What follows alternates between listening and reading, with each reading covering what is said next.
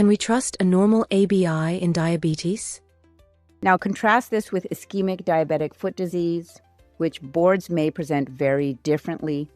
These patients tend to have cold feet, diminished or absent pulses, and painful ulcers. Ulcers are often located at the tips of the toes or along the lateral margins of the foot, rather than at plantar pressure points. A distal toe ulcer with necrotic tissue should raise concern for critical limb ischemia due to peripheral arterial disease. In this setting, the correct next step is vascular assessment rather than aggressive debridement. This is where the ankle brachial index becomes a high-yield testing concept. A low ankle brachial index supports peripheral arterial disease.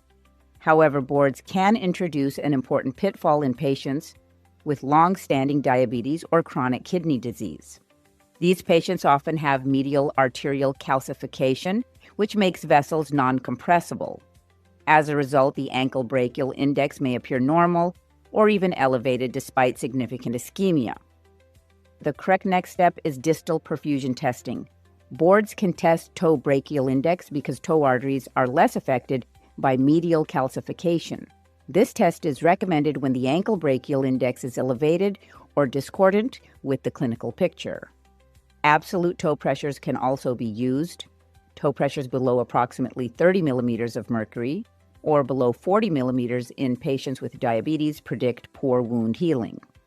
Transcutaneous oxygen pressure is another option. Values below roughly 25 to 30 millimeters of mercury suggest critical limb ischemia and impaired healing potential. Guidelines align on this approach. The board-relevant takeaway is this: a non-healing ulcer with a normal ankle brachial index in a patient with diabetes or end-stage kidney disease should make you distrust the ankle brachial index. Visit www.easyendoprep.com and start your free trial today.